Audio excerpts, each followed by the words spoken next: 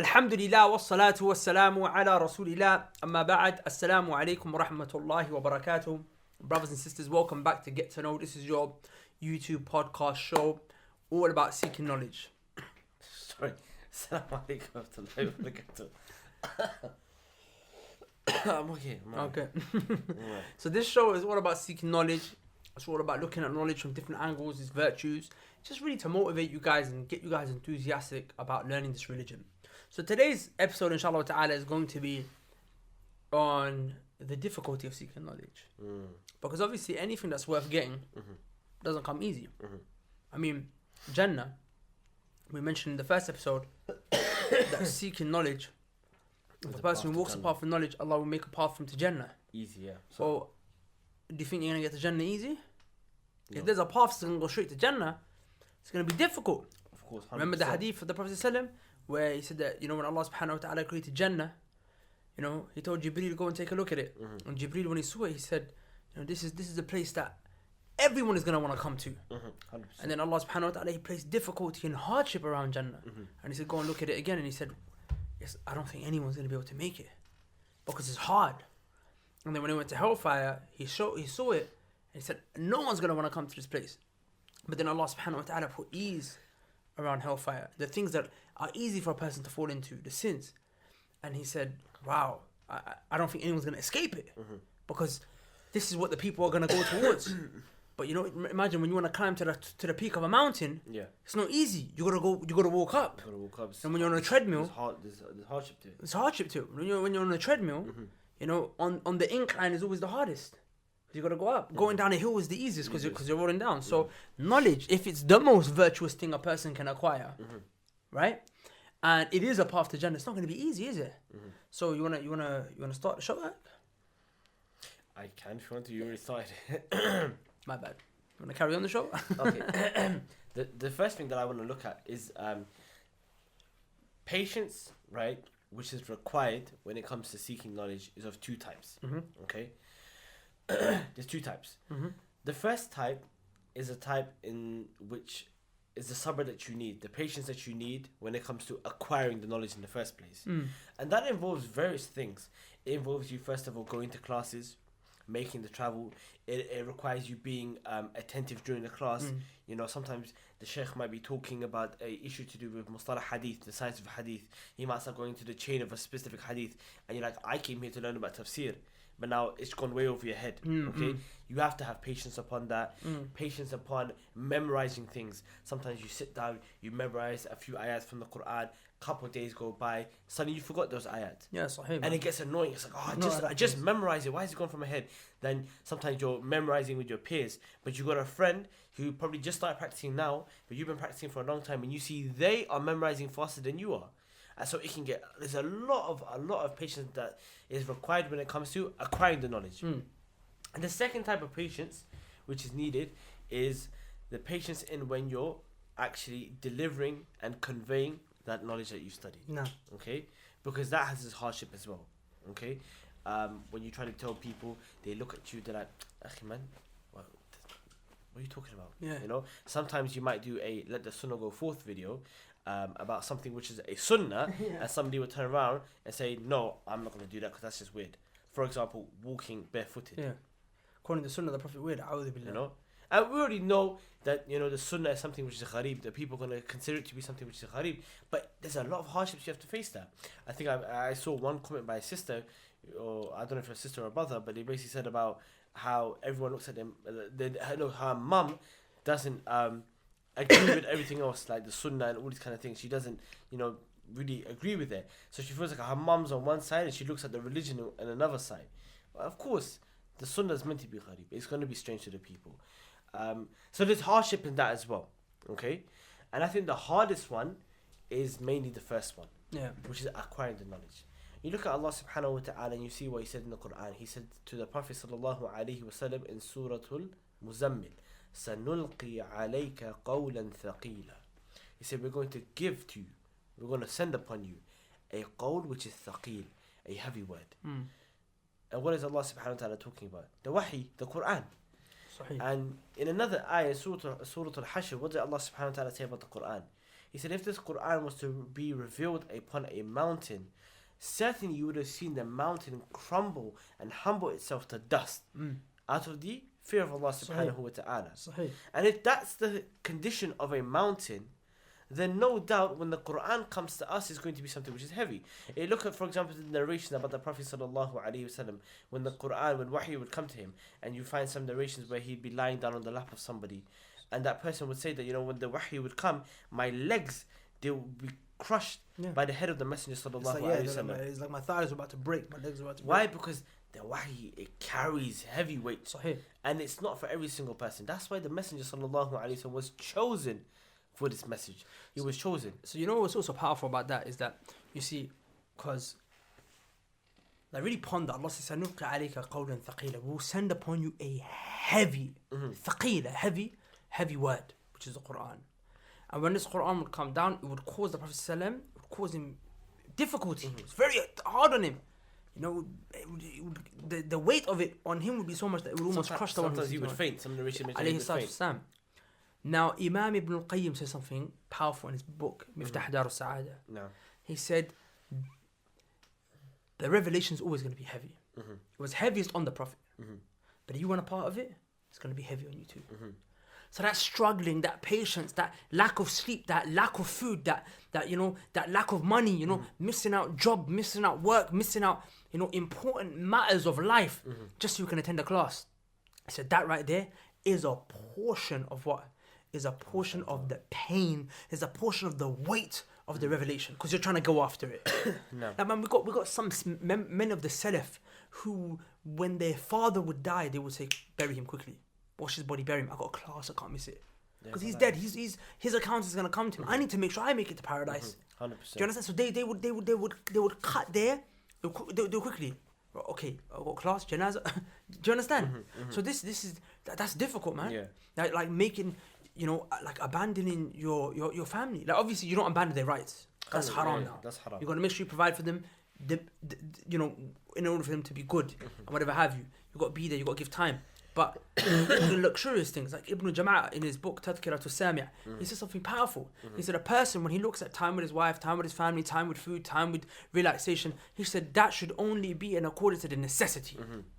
When you eat, it should be according to necessity. When you chill, it should be in accordance to necessity. If you go out, you work, you're not trying to get millions and billions and trillions or grands and just stack for no reason. Money that you're never going to see. Money that's going to be stacked up so much that you never even got to spend it in your life. You're going to die and that money's still going to be there, and your kids are going to fight over it in your inheritance. He goes, that's not what you spend time going for. You get what you need, enough to carry on with your family, and then you go back to the studying. You go back to it. You know what? A great prime example of someone who actually did that in our time, okay, was Shaykh al-Albani rahimahullah ta'ala. Because imagine, he used to, I don't know if most people know, but he used to fix watches. That was his job, okay? No. And as far as the narrations go, that all he used to do in the morning, he'd open up a shop, he'll fix as many watches as he needs just to make the money for that day, just so he can pay for rent, pay for whatever.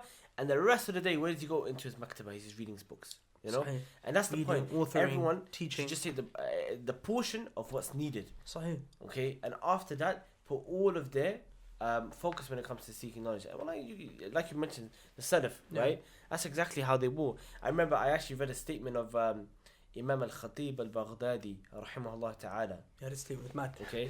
And I know when I read this statement,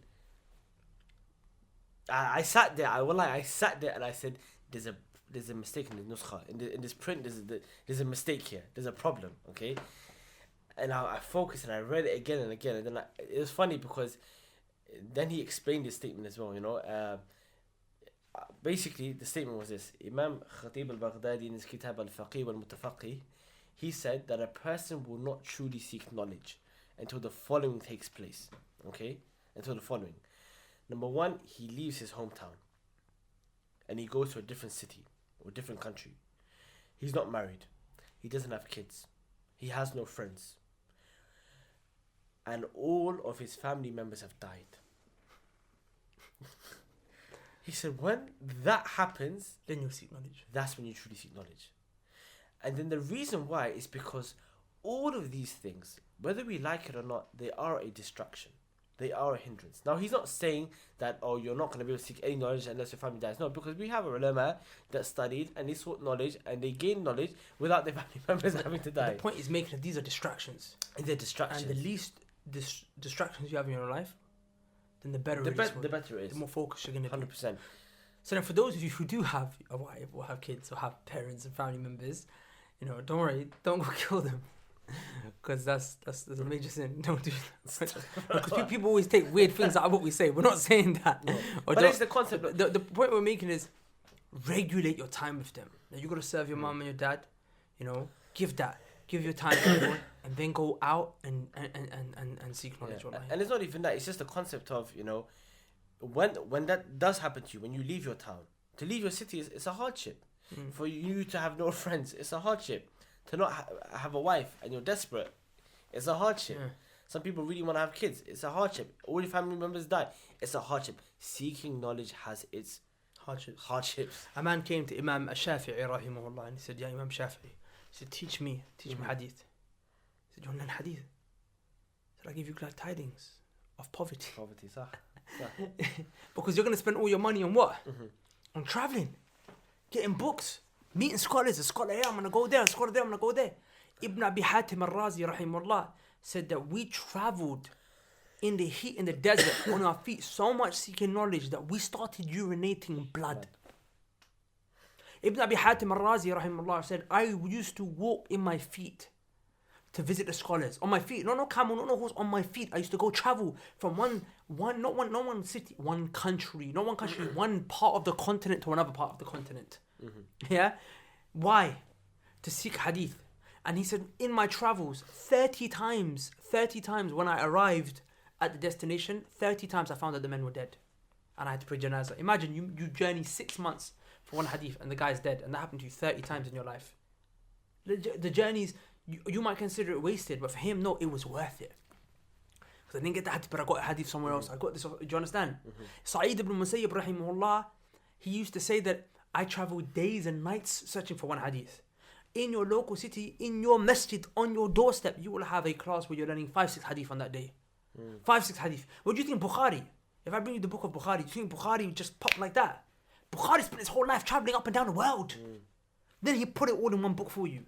So for you, it's easy now just to go to it. But now, you still need a scholar to explain it to you though, right? Because it's not just as simple as reading. Remember, the knowledge is in a book. But the one who's got the key to the book is a scholar, right? So you still need to go to a class to understand what Bukhari put in there, 100%. To understand the hadith of Rasulullah. But that's easy. You just have to go to the class. And people refuse to even go. Wallah, man, you tell someone come from East London to West London, he'll cry. Wallahi, he told you. You tell a brother come from North to West. Wallahi, he'll cry. I tell you, it's hard. Wallahi, I'm not gonna lie. When people say that to me, I get angry. Yeah, I know. I get angry because wallahi, it's not hard. Wallahi, look, you know what? It has its difficulties, right? It might... I mean, in comparison to the Salaf. But in comparison to the Salaf, it's not that difficult. You know, subhanAllah, I remember something, I remember, subhanAllah, Ustad Abdul Rahman, he used to always tell us when we first started seeking knowledge with him and studying.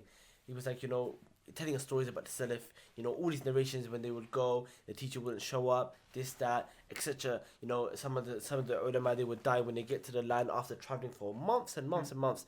And I said to myself, wow, like, that must be like I couldn't imagine how that feels, right? And then when I started seeking knowledge, and obviously, like, remember we used to have classes early in the morning, and we used to basically go to Saad Rahman's house early in the morning. As you know, we'd get up in the morning, before Fajr, we'll leave, we'll make our way to his house, and then we're knocking. And then the second knock, and we know the sunnah, right? 3 knocks, you gotta leave. So after the second knock, we'd pause, and we just wait. And the reason we wait is because one time we were on class, there's a brother, I won't mention his name, but there's a brother who came to the class, and we had a rule that once the class started, you gotta wait outside. Once the class started, you gotta wait to the break. You can't interrupt the class. So the brother, I'm not saying his name, he came, realized the door was closed. No, sorry. The rule was once you come late, you're not getting in. You're not getting in. Yeah, you're not getting in. Sorry. Once you come late, you're not getting in. And the class is gonna go on for like 2-3 hours. So the brother came, realized he came late, so he's like, okay, I'm not going to knock. He just turned around and went home. So Dad got angry. He's like, you should have waited. That's not how student knowledge is. Student knowledge waits because Abdullah ibn Abbas radiallahu anhuma, Famous hadith now. who is the cousin of the Prophet sallallahu Sallallahu alayhi wa sallam. imagine him being from the Prophet's family, Ahlul Bayt. Yeah, he's got the same bloodline as the Prophet sallallahu. He's honorable just by virtue of his blood. Yeah. He, as a child, used to go seek hadith. He would basically wait outside the door of a companion, and his face and everything would become dusty. And imagine the blazing heat, the blazing desert heat is toasting him. He's just waiting outside the door, and then the person would come out because you can't disturb them between Dhuhr and Asr, right? Then the person would come out Asr time to go to the masjid. We'll see the cousin of the Prophet ﷺ on the floor, and he would say, "If you called us, we would have come to you. You didn't need to come to us." You're a cousin of the Messenger. Alayhi salatu. But he would say, knowledge is not. Knowledge doesn't seek, knowledge is sought. The point is that he used to do that. You do that like Salaf. They wait at the door for their teacher. So then when we heard that, we were like, okay, can I tell you days that we waited just standing there? 2-3 hours. 3-4, sometimes taking a little nap on the steps. And I'm saying we ain't even putting work. This ain't urinating blood. But it's the concept of we had to learn the hard way that there's a struggle that comes to seeking knowledge. And I think, a lot of people don't actually understand how truly hard it really is. Yeah. There's a lot of hardship that comes through seeking knowledge. But the beautiful thing is that if you bear that struggle, you bear it, then you'll see the fruits of that knowledge. Yeah, you see the fruits of all of your efforts. I remember the statement of Ibn Abbas radiyallahu ta'ala anhu, where he said, ظَلَلْتُ طَالِبًا فَعَزَزْتُ مَطْلُوبًا. He said, I was humiliated as a student, but now that I've sought knowledge, now that I've gained it, Allah subhanahu wa ta'ala honored me. Has honored me. Wallah, it's true. Like Imam Ali ibn Abi Talib radiyallahu ta'ala anhu, look what he said. He said, just thinking people are like, why do you call him Imam? Are you a Shia? But he was an Imam as well, wasn't it? Imam Amir al-Mu'mineen. Amir al-Mu'mineen, naam. So Ali ibn Abi Talib radiyallahu ta'ala anhu, he said a powerful statement. He said, sufficient to tell you the virtue of knowledge is that everyone wants to claim it. Meaning the dumbest guy will be like, I'm smart, I'm intelligent. And if you tell him you're intelligent, he's like, whoa, really, I'm intelligent. Like, everyone wants to claim knowledge. Like, yeah, I got knowledge. Yeah, and enough to show you how low ignorance is that everyone hates being called ignorant. If it doesn't, you stupid, idiot, child, ignorant person. It's no one wants it. Everyone wants knowledge, no one wants jahal. To show you that that's how it is. That reminds me, we had a social experiment that we wanted to do, where our plan was to go to people in the streets and just say, excuse me, are you an idiot? And then go to certain people and be like, excuse me, are you smart? Just kind of see their reaction to show how knowledge really is, how powerful it is, and how everyone wants to own it. And ignorance, everyone wants to be far away from it. And it's true, you'll find people you call stupid who want to punch you. People you call smart, like, oh, thank you. and that's what it is. The Salaf used to say, I think it was Imam Abd-al-Malik al-Asma'i rahimahullah. He said, he said a person who does not endure the humiliation and the struggle of seeking knowledge for a portion of time will remain in the disgrace and the humiliation of ignorance for the rest of his life. For the rest of their life. So a little bit, just struggle. You're young, you're free. Spend these years struggling, striving, seeking knowledge. Be humiliated. Come to the class. Know that the teacher just cancelled last minute or showed up an hour and a half late, or sometimes only did 10-20 minutes in the class and you took an hour and a half to get there. Do that for a period of time. If not, you'll be forced to be in the patience of humiliation for the rest of your life. Because think about it. I mean, you're in a marriage situation. You need a fatwa. You could have had the answer yourself. You studied Kitab Nikah. You got the book of Nikah, the book of marriage. But you have to always go. You always have to be asking. You're dependent. Why make your religion dependent upon the next man? The Salaf used to say that a person who doesn't have knowledge of like usul al-fiqh and these sciences is like a dead body. Remember, a dead body, when it's being given ghusl, it doesn't have any control, right? Everyone's just moving his hands around, washing him however they want to wash him. Do you understand? They're like, do you want to be a dead body in terms of your knowledge? That every time you have, you have to go to a person. He's gonna tell you. He's gonna send you here. He's gonna send you there. He's gonna tell you do this, don't do this. He might give you a view that's weak, a view that is not correct. But that's on you now, because You have to take it from him. You're like a dead body in the knowledge. The way someone else is washing you, the same way he's directing you different places of your religion. Bro, I want to be like a live body, washing myself. I want to go to the books myself. I want to taste that knowledge myself. And wallahi, brothers and sisters, you need to work for it. You need to work for it. I cannot explain to you. There is nothing. Have you look. You got people who are old men. Their beards have turned grey. Some of them are sick. Some of them are very ill. Yet, every day, hundreds and thousands of people are crowded around them. People work a year, save up money to catch a flight just to go and be with them. Why? Because they have knowledge. They have knowledge. Wallahi, they have knowledge. And that's what knowledge does. Like, it brings you honor. You want to be remembered for knowledge. You want to leave something behind, leave behind knowledge. But it's not going to come easy, wallahi. It's not.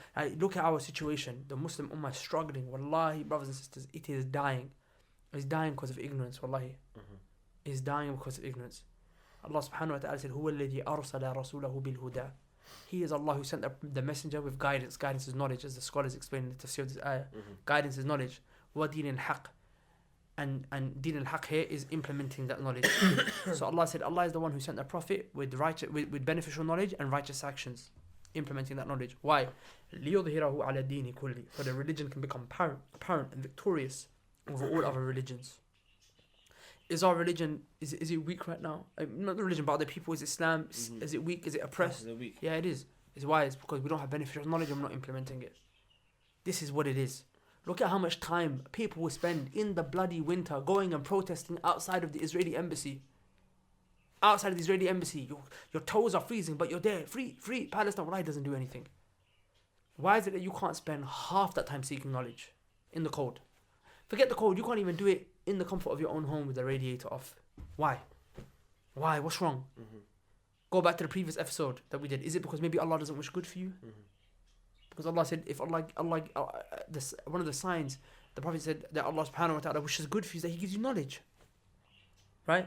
As the ulama, they extrapolate from that. But if you don't have knowledge, that sign maybe good isn't wished for you. I'm saying this is something that's going to kill the ummah. This is something that's going to get you to Jannah, inshallah. This is something that's you're going to leave behind a legacy. It's not going to come easy. Not going to come easy. Yeah, I just want to mention, because there was a statement that I was going to mention, but you mentioned it for me, so I'll take the statement that you were going to mention. Which one? Yahya ibn Abi Kathir. Yahya ibn Abi Kathir, rahimahullah ta'ala, he said, لا يستطاع العلم براحة الجسم. Where he basically said that knowledge won't be gained with a relaxed body. And as simple as that is, it's very deep, brothers and sisters. Because you're going to have to struggle. In all aspects of your life, you're going to struggle when it comes to seeking this knowledge. You're going to struggle with your family. If you've got a wife or you've got a husband, you're going to struggle with your spouses. If you've got children, you're going to struggle with that as well. Because the children, when you start growing up, you have to spend time with them. And then when it comes to seeking knowledge, it becomes difficult. Very difficult. If you're a person that doesn't have much money, but you want to seek knowledge, you want to go to classes, your pockets are going to get very, very empty. Very, very empty. You're going to start suffering from poverty. And this all comes under the package of seeking knowledge. There are certain people, there are exceptions to the rules, in which most people, they might not feel as much hardship as the other person. But know that hardship will definitely come to you, one way or another. This person might feel it in poverty, you might feel it when it comes to your family. But know that everybody is going to suffer from that portion of hardship when it comes to seeking knowledge. And remember, this is a goal to Jannah. Like my brother mentioned earlier, in order to get to Jannah, there's a lot of hardship surrounding it. You can't get to it that easily. You have to go through the struggle. And the beautiful part is, the moment you've gone through that struggle, then there's paradise waiting for you on the other side. Right? There's Jannah waiting for you on the other side. So it's better for you to go through that struggle, bear it now for a portion, and live an eternity of goodness, inshallah. So with that said, brothers and sisters, I think inshallah we'll end the show. Bi-idhnillah al-kareem. Like we always say, we don't like to give you, this epic speech on, inshallah, epic speech on seeking knowledge, and then not show you how you can actually go about and doing that. Well, we have a way for you, and that is, you can seek knowledge online. We have something called the Knowledge College. The Knowledge College is an online Islamic studies institute where you can study your religion. Now, when we're talking about knowledge being difficult, I mean, here it's been made pretty easy. It always has its difficulty with it. But if a person can't even study online in the comfort of their own home, where they've got videos where they can rewind, replay, review, pause, everything. go over the note, make sure you got everything right. PDF. Yeah, if they can't even do that, then they're not going to be able to go abroad and study. People are like, I want to go study in Medina. The scholars say, bro, they don't say bro, but they say, I mean, do you study here? I mean, if you're not studying here, you're not going to study in Medina. You think it's easy in Medina? Away from your family, in the heat, you know what I'm saying? Little money, little food. You're not going to be able to do it. If you can't do it here, you're not going to be able to do it there. So, inshallah ta'ala, this is a way for you to test yourself, to put your feet and test the water. Let your toes test the waters, inshallah ta'ala. Brothers and sisters, go and check the link below. The Knowledge College, like I said, is an institute where you can study your religion online, inshallah ta'ala. It's taught by us. There's inshallah going to be other teachers as well. And it starts from a basic level and we work our way up, inshallah ta'ala, so you can improve every time and grow and grow and grow and grow and grow. We're trying to go into as many sciences as we can with you guys, so you can get a holistic understanding of religion from different angles, from the angle of the Arabic language, from the angle of Hadith, from the angle of fiqh, from the angle of Aqidah, from the angle of Tawheed, and so on and so forth. So inshallah ta'ala, hopefully, when you check out the link below, check out the website, you might be interested, you might sign up, inshallah ta'ala. Also, there are many durus, many classes that are going on in real life as well. If you've got a person who's on the sunnah, a person who's upon the sunnah of the Prophet ﷺ, and he's doing a class local in your area. For example, in the UK, we've got Ustad Abdul Rahman, who teaches in Darus Salam, West London, in Southall. That class happens every day. There's a class every day. You can message me on Instagram and I'll tell you the exact timings or whatever have you. He teaches in other parts of the city as well. You've got Sheikh Abu Suhaib, who teaches up and down the country. You've got Ustad Abdul Abbas Naveed, who's up north in Nelson. We've got Ustad Abdul Wahid Stevenson, who's got Medina College. We've got so much. We've got Mufti Muhammad Munir, who's over in America. Go to those classes, inshallah ta'ala. But make sure the person on the sunnah, because it's dangerous to be studying from someone who's dodgy. And if you don't know if a person's on the sunnah, that's a problem, because the person should make it clear. They shouldn't leave question marks on them. And if that's the case, then you always have Knowledge College. So with that said, I have to love you and leave you. Assalamu alaikum wa rahmatullah. And if you don't know, get to know. Peace. Assalamu alaikum wa rahmatullahi wa barakatuh. Hey guys, I really hope that you benefited from that video. Before you go, I want to ask you a really important question. Have you guys ever thought about studying Islam and seeking knowledge? If not, then I want you to reflect upon this hadith of the Prophet ﷺ. The Prophet said that seeking knowledge is obligatory upon every single Muslim. Of course, that doesn't mean you have to be a scholar, but you have to know the basics in order for you to be the best possible slave and worshipper of Allah that you can possibly be. So, we decided to provide a solution for this. You see, many people want to study, but they don't have the means or the resources to do so. So we set up an online institute called the Knowledge College, where you can study Islam from the comfort of your own home. So if you want more information on the Knowledge College and you'd like to sign up, go to the link below, check out the website, and hopefully we'll see you on the other side. Assalamu alaikum.